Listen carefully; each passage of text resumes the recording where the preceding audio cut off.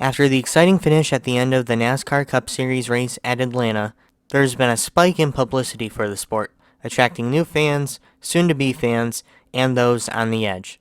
To welcome in these new fans, I want to take the time to go through the basics of the sport, a sort of introduction. We'll go through the format, rules, the composition of a team, and major events on the season. Let's get to it.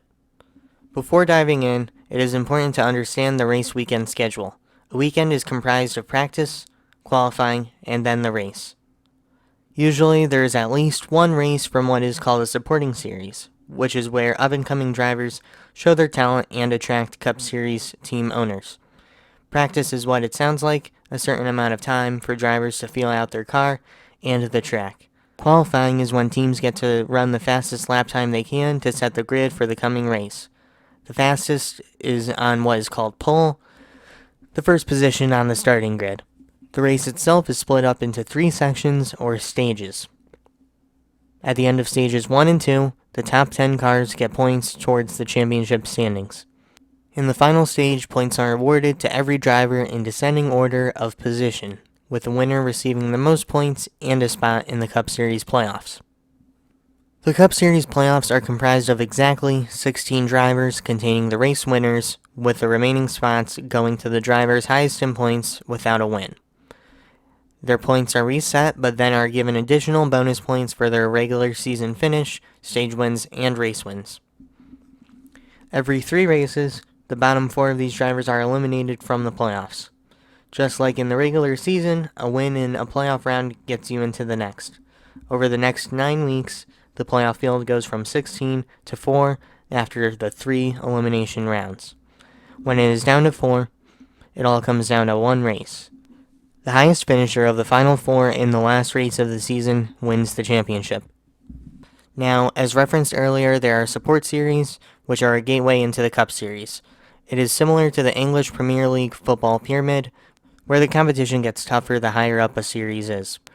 I plan to do a video on this system soon. The top 2 support series are the Xfinity Series, which races an older version of the Cup cars, and the Truck Series, which races pickup trucks, although they are very different from the ones on the road. A Cup Series season is comprised of 36 races, and in 2024 they are across 5 different track types. Starting off with what are called intermediates, these are ovals ranging from 1 mile long to 2 miles. While they may be similarly shaped, each intermediate speedway has its own history, personality, and racing. The next track type is the super speedway. These are oval tracks at or exceeding 2.5 miles. At these tracks, cars are bunched up closer due to the draft, a property where a fast-moving car creates a gap in the air and pulls the car behind along with. Next are short tracks, which is pretty much anything under a mile. These can be extremely technical, which allow driver talent to shine through, giving opportunity to underfunded teams. Road courses are extremely technical as well. These tracks have both left and right turns, and just like the tracks already mentioned, they are purpose-built. Often they have elevation changes going up and down hills. Some drivers are specialists at these type of tracks and view them as an opportunity to lock into the playoffs. Lastly, with only one date currently, is a street course. These are tracks that are temporarily built on city streets using the pre-existing layouts. There has only been one street course race in Cup Series history, with the next set to happen this year. Some races hold more prestige than others. The biggest on the NASCAR schedule is the Daytona 500, a 500-mile-long race on a superspeedway in Florida. Since 1982, it has been the first race of the season. There are many legendary drivers to never win it, and even with a championship, a Daytona 500 victory completes a driver's career. The Southern 500 is a 500-mile race around an egg-shaped intermediate track in South Carolina. This is one of the oldest races in NASCAR, with the first happening in 1950 in NASCAR's second season. The last time the track was completely repaved was 2007, which makes it one of the oldest surfaces of any track, causing tire wear to be high. By the end of a fuel run, the tires are so worn that the cars are setting lap times seconds slower than at the start. While not as well known as the Daytona 500, the Southern 500 is one of the most challenging races on the schedule, making it another crown jewel. The longest race in NASCAR is 600 miles, taking place on the 1.5 mile Charlotte Motor Speedway.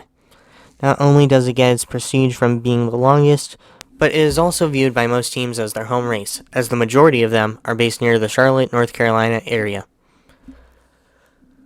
The last crown jewel race we'll mention is the Brickyard 400, a 400-mile race around Indianapolis Motor Speedway. After seeing IndyCar's success at the track, NASCAR wanted to try their hand at racing at the 2.5-mile superspeedway. The last time a cup race was held in this configuration was 2020, but the Brickyard 400 is returning in 2024. What really makes this race special is the track. With the number of racing series the facility has hosted, the track has so much history and is a place you want to win at. Lastly, we'll cover what makes up a team. While the driver is the star, there are many, many people in the background. Each race team has a car owner. In Cup, each owner can only field 4 cars at one time. Each car has multiple engineers and mechanics to work on it at the race shop. And when they are at the track, each car has a crew chief and pit crew. The crew chief is the strategist. They decide when they want their drivers to pit and what adjustments to make to the car during a race.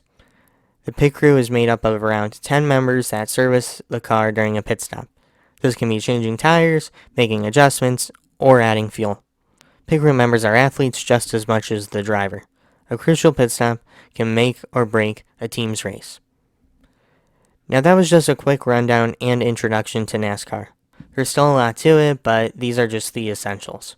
With that in mind, what else is important for a new fan to know? Leave your thoughts in the comments below. This is Camel Motorsports, and thank you for watching.